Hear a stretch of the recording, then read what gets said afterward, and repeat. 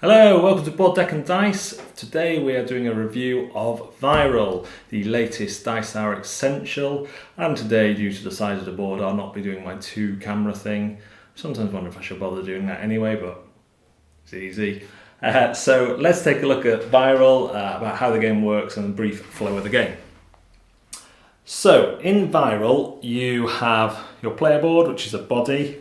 Each player also gets a player board that just has some places to put your cards, the picture of your virus, and what all the powers do.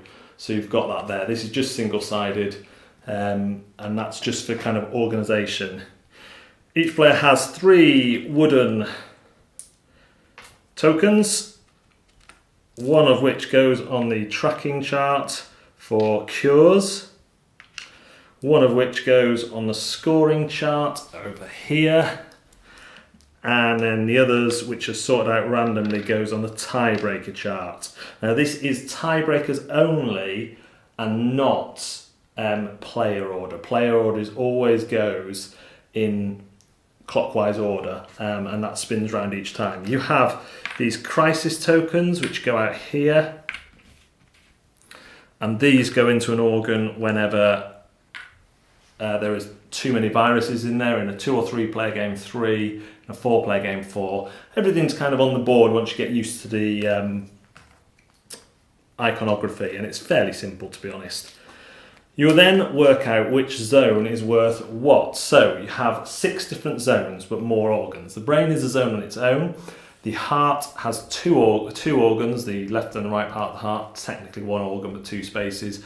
And that is zone 2. Zone 3 is the lungs. Zone 4 is the liver and the pancreas. The stomach is zone 5, and the kidneys is zone 6. And for each one, you're just going to randomly put out one of these, which tells you how many points that zone is worth and how many cure points it will give you on this table up here.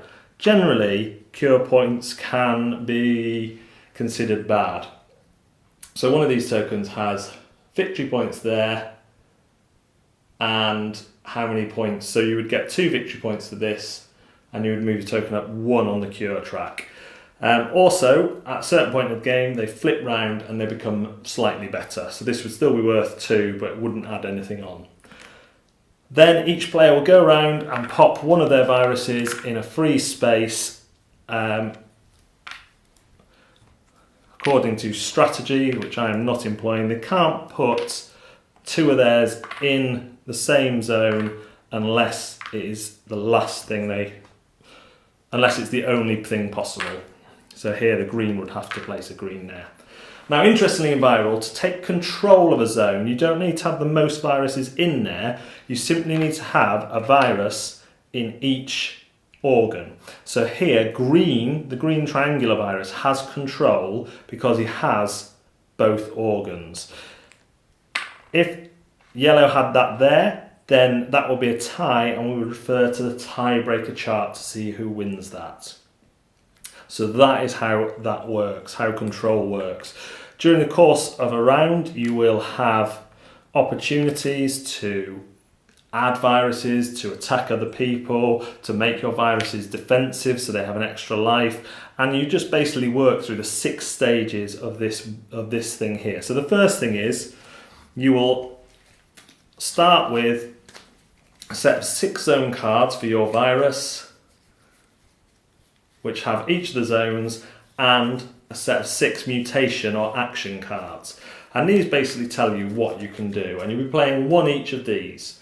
So you play 1 of these with a zone card face down, everyone flips them, you resolve them all, and then you do it a second time, and then those cards go out of the game for a round. So you will not be able to go in those zones directly in the next round.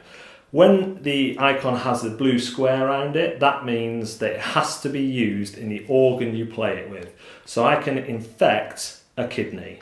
I cannot infect any other area. Then I can flip 2 of mine to defensive. So that's what that one does. This one lets me infect where I play it with and move twice. This one lets me attack or infect in the area I play and then move or defend. and so on. There's a couple of other viruses in the mutation bonus deck, which let you do things like cause an outbreak. So I may play those two, which means I'm going to infect twice in the kit lungs, so I play that one there, and then I have control of that. So, like I say, you do that twice, so I might have done this, then those cards are out until the next round. So I would not be able to go directly into the heart or the lungs, so you have to think around ahead. Then I would take any cards that I used the last round back into my hand, and we move on to the next stage, which is to check the scoring and see what the cure chart goes on. So we would look and say green gets 2, score there, but it also gets 2 points. Now at certain points on the score chart, you get to take a mutation card into your hand. Mutation cards have generally better powers and then some victory points. Generally the better ones have less victory points. And we see on here extra powers like absorb. This lets you put all the viruses in an organ under you. Magnetize or attract or push away, so you can draw viruses to you or push them away, and then the crisis action as well. And so during the course of the game you will take 4 of these extra cards into your hands, and you'll be making the decision based on actions versus victory points at the end. Once we've done that, we move on to the event stage. I should have put some cards here. The event stage is 6 events out of this deck, and that will happen to every player, and they can be good, bad or indifferent depending on what you are. So for example, this one, the player with the most viruses in lung 1 and the player with the most in lung 2 score 1. So if you know that's out, there might be more of a fight for lung, because actually 1 point is quite a lot in this game. Well, that would be 2 points, so you know, and then there's other things that flush them out, too much sugar, number 1, number 2, reaching for the toilet paper there, quite, disgusting. After we've resolved the event, we go down to the crisis stage. Now, any organ that has, in a 3-player game, 3 viruses in will go into crisis. Now, this is not necessarily a negative thing, and this is what I'm starting to realise as I played this game more. The virus that has the most presence in that organ will get 2 points, and then they will be withdrawn unless they're on defensive. So, if let's do it as yellow. So let's say yellow is in here and he's defensive. He wins the tie because he is head on the tiebreaker list, and he will get 2 points. Bang. The person next on there will get 1 point. So purple will get 1. Then all the viruses are cleaned out or taken down 1 defence. So those 2 go out. Now yellow has sole control. Remember, it's already been scored for this round, so that doesn't matter. But this is quite a good way of scoring points. Remember, the most a zone is ever going to get you is 4 points here, but that's going to cost you cure. And cure can hurt you later on. So overloading 2 organs can get you 4 points per round. So that is a viable strategy. Next, we'll go to the cure, and anyone who's at the top of this chart will have all their non-defended viruses flushed out of the system. You've caused too much damage and they've found a cure for you. So if you're going for those high points, you could end up flushed out because you've reached up here. Then the last round is round 6, and then you will reorder the tiebreaker depending on the score order. So purple will then go to the top, green, so purple's going to win the tiebreaker. Tiebreaker always resolves from top to bottom until the final scoring.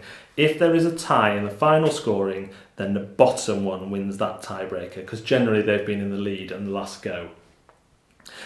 At the end of the game, you also get points for having at least 1 virus in each zone, so you can pick up 6 points if you're in each zone at the end of the game. Movement is worth noticing. Now, I'm not sure if you can see the arrows on this video, but this is basically a one-way system. The yellow vein or artery is the only one that goes both ways. Everything else goes one way. So from the heart, you can go up to the brain or down into these systems. So the heart's pretty good at getting everywhere. From the lungs, you can only go into the heart, but then you can come out here, but that's 1, 2. From the brain, you can only go into the lungs and then you have to come across here and out this way. You can always go between organs in the same zone that are attached, that are adjacent. So that system, that routing system, is crucial for the game. That is a general thing. You'll go around, you'll do this 6 stages 6 times. So you're having, what, 6 times 2 is 12. You're only choosing 12 kind of things to do each game. But that is Viral. So, Viral is a really good area control game. I've heard some other reviewers say that it's mean. And I suppose it is mean, but only in the sense that every area control game is mean. You're going to be fighting over areas. That is a mean thing to do. So I don't really find this particularly any meaner than Comet or any area control game that I play. I guess because of the map and because of the smaller numbers required to hold control of an area, you only need 1 in each organ of a zone. Maybe those things change quicker, so maybe it feels meaner that way. But, you know, it's fun. You know that's going to happen going into it if you've played area control before. The routing system of the veins and arteries and whatever this yellow blobby thing is in the middle is really, really crucial. The quicker you get your head around where you can go from where, the more you will be able to do on your turn.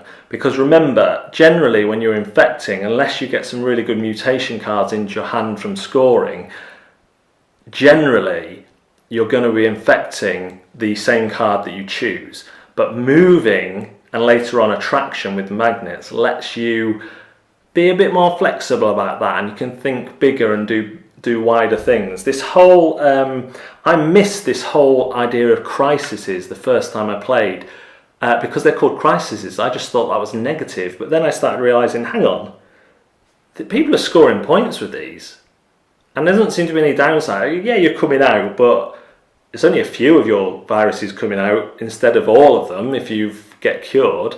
So that's a real viable option, to grab a couple of the low point areas, zones, and then maybe cause a few crises in other areas, stopping people scoring the big points, but you're getting 2 points, which is big points anyway. Worst case, you're getting 1. So that's really neat. I love the simultaneous selection system of choosing 2 cards, 1 for the zone you want to infect, and then 1 for the actions you want to do after that. I think that's really clever. You really have to plan ahead for your next turn and look at what other people have played into. And if you can see that, my opponents, 2 of my opponents have both played to the kidneys, so maybe I'll just hold on to that until the next round, because then I'll be able to do something they won't see coming, perhaps. It is well thought out and it flows really, really well. A question was raised on another review that I read, and I'll put the link to the review. It's a written review. I'll put the link to it in the description, about whether this game has legs. Now, there is some variability. At the start of the game, you will choose 6 of these 8 scoring tokens, and they go in different places. So one time the brain might be worth 1 point, another time it might be worth 4, and that's quite an interesting area to fight over because you only need the 1 organ. So that does add variability. The event cards that trigger at stage 3, you only take 6 of those, and there's a whole shed of those, and I imagine they would be adding to those as time goes on. I think it would have been nice to see either these player boards double-sided with some kind of asymmetrical power for each virus on the back, or, you know, even optional powers that you can play on the front underneath. So, you know, you could have optional power variety that, I don't know, lets you cause a crisis with one less virus, but you score less points, or something like that. You know, the type of thing that usually comes in this game. You know, doesn't lose the shield if they have control of the zone. Something like that, you know, some powers that fit and make certain things more, just make it feel a little bit different, a little bit more varied.